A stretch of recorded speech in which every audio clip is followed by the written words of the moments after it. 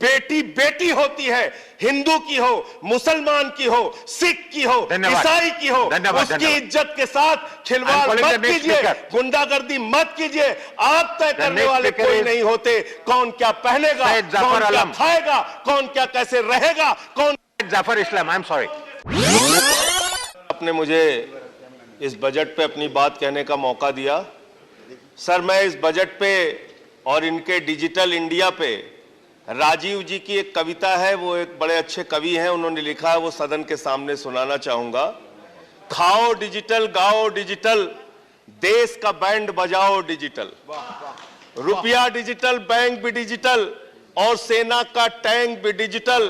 बच्चे पाएं डिजिटल शिक्षा और फिर मांगे डिजिटल भिक्षा। बच्चे पाएं डिजिटल शिक्षा और फिर मांगे डिजिटल भिक्षा। डिजिटल डॉक्टर, डिजिटल गोली, डिजिटल ईद और डिजिटल होली, डिजिटल सड़क पर डिजिटल कार, डिजिटल संसद और सरकार, डिजिटल खेत में करो किसानी, डिजिटल खाद और डिजिटल पानी, डिजिटल दूध और डिजिटल गाय, डिजिटल चीनी, डिजिटल चाय, भर के खाओ डिजिटल रोटी और फिर कर दो डिजिटल पोटी। ये इस बजट के बारे में एक कवि की प्रतिक्रिया है मान्यवर। और जो इस सरकार के दावे हैं उस पर थोड़ी बात कर लेते हैं मान्यवर। इन्होंने कहा है कि 60 लाख नौकरियां देंगे। मैं पूछना चाहता हूं, आपने तो स्वयं स्वीकार कर लिया, पहले तो आप 2-2 करोड़ करके लोगों को मूर्ख बनाते रहे और अब आप खुद स्वीकार कर रहे हैं कि 2 करोड़ आपके बस की नहीं है। अब आप 60 लाख नौकरियां देने की बात कह रहे हैं। और आप नौकरियां कैसे दे रहे हैं नौजवानों को मान्यवर?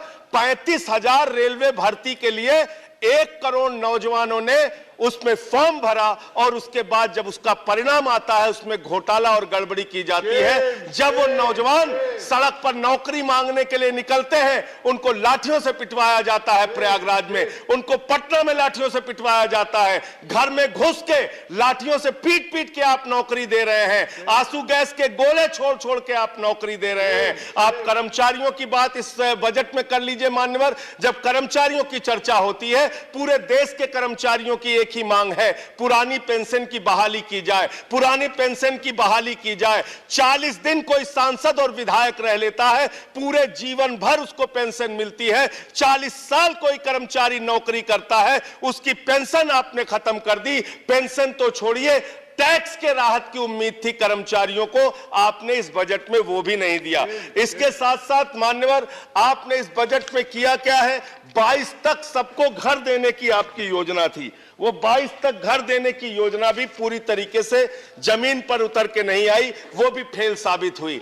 जब आपसे पूछा जाता है सरकार की उपलब्धि क्या है, सरकार की आमदनी क्या है, आप सीना ठोक के कहते हैं अरे हमने तो आमदनी बढ़ा दी, देश का एयरपोर्ट बेच दिया। फिर आपसे पूछा जाता है कुछ आमदनी बढ़ी क्या सरकार की, कहते हैं हाँ हाँ बिल्कुल बढ़ा दी, steel authority of India limited बेच दिया, कोल इंडिया बेच दिया, बीपीसीएल बेच दिया, LIC बेच दिया, बैंक बेच दिया, पोर्ट बेच दिया, सब कुछ बेचने का काम किया। ये आपका मेक इन इंडिया है, ये आपका डिजिटल इंडिया है। मानवर, मैं खत्म कर रहा हूं मानवर, मैं मनरेगा की आप बड़ी पीठ थपथपाते हैं अपनी, मनरेगा की चर्चा बहुत होती है, मनरेगा का बजट आपने खत्म कर दिया, खाद की सब्सिडी आपने कम कर दी। इसका मतलब जो गरीबों को अन्न देने की योजना है वो भी योजना एकमात्र आपकी दिखावा है और मार्च के बाद गरीबों को अनाज हिंदुस्तान में मिलना बंद हो जाएगा।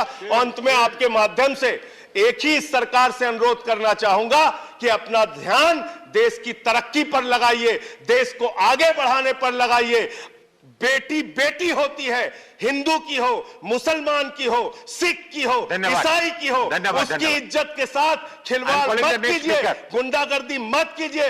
आप तय करने वाले कोई नहीं होते कौन क्या पहनेगा, कौन क्या खाएगा, कौन क्या कैसे रहेगा, कौन। जाफर इस्लाम, आई एम सॉरी।